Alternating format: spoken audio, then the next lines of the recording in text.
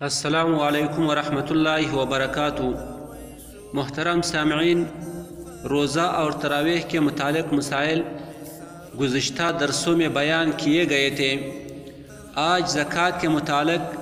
فعلی درس ہے۔ اس درس میں ہم یہ بیان کرنے کی کوشش کر لیں گے کہ زکوٰۃ کن کن چیزوں پر لازم ہے، لیکن یاد رکھیے گا کہ جانوروں یا فصلوں کی زکوٰۃ کے لیے الگ الگ قواعد ہے جن کو ہم اس درس میں بیان نہیں کر لیں گے۔ تو زکوٰۃ 4 قسم کے اموال میں واجب ہے۔ نمبر 1 سونا، نمبر 2 چاندی، نمبر 3 نقدی، نمبر 4 مال تجارت۔ اب ہم ان سب کی تفصیل بیان کرتے ہیں۔ تو نمبر 1 سونا، تو سونا اور ان کی مصنوعات چاہے زیورات کی شکل میں ہو یا برتن یا سکے وغیرہ کی شکل میں ہو۔ نمبر 2 چاندی، چاندی کی مصنوعات جس بھی شکل میں ہو جیسے زیورات و برتن، سکے وغیرہ۔ نمبر 3 نقدی، نقدی خواہ کرنسی کی شکل میں ہو یا سرٹیفکیٹ بانڈ وغیرہ کی شکل میں ہو، چنانچہ نقد رقم خواہ وہ ملکی کرنسی کی شکل میں ہو یا غیر ملکی کرنسی کی شکل میں ہو۔ کسی کے پاس رکھی گئی امانت خواہ نقد رقم ہو یا سونا چاندی ہو، کسی بھی مقصد کے لیے رکھی گئی رقم، مثلا حج، بچوں کی شادی یا مکان وغیرہ خریدنے کے لیے رکھی ہوئی رقم، حج کے لیے جمع کروائی ہوئی رقم جو معلم کی فیس اور کرایہ جات وغیرہ کاٹ کر واپس کر دی جاتی ہے، مختلف بچت سرٹیفکیٹ کی اصل رقم اگرچہ خریدنا جائز نہیں، پرائز بانڈ کی اصل قیمت اگرچہ ان کی خرید و فروخت اور ان پر ملنے والی انعامی رقم لینا جائز نہیں ہے، قرض دی ہوئی رقم بشرط کہ واپس ملنے کی امید ہو، BC کمیٹی میں جمع کروائی ہوئی رقم بشرط کہ ابھی تک کمیٹی نہ نکلی ہو۔ تو یہ ساری صورتیں نقدی کا ہے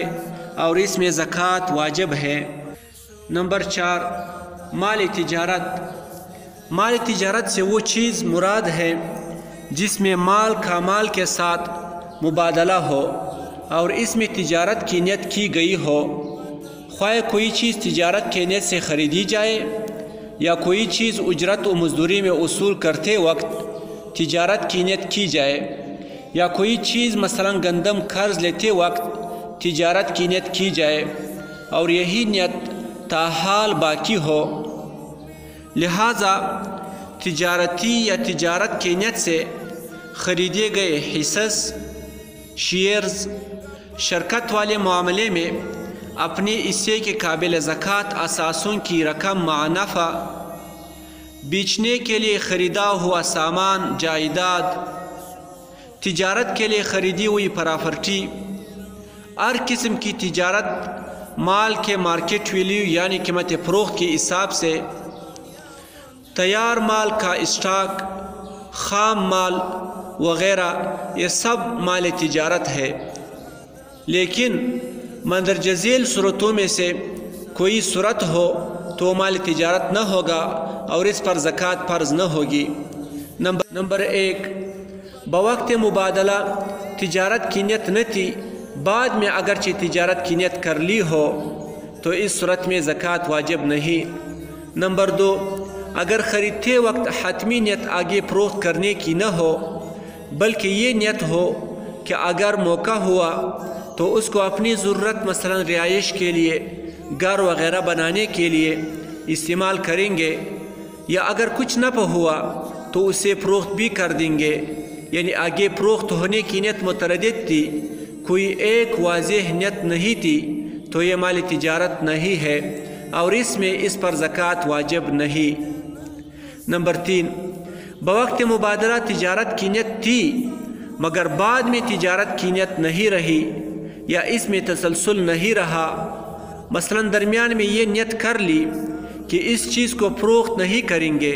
مگر بعد میں پھر فروخت کرنے کی نیت ہو گئی، البتہ اگر مال تجارت کو ویسے ہی گھریلو استعمال یا کرایہ پر دے دیا لیکن تجارت کی نیت باقی ہو تو یہ مال تجارت ہوگا اور اس میں زکوٰۃ لازم ہوگی۔ نمبر 4، مبادلہ یا قرض کے بجائے کسی دوسرے ذریعہ مثلا ہبہ،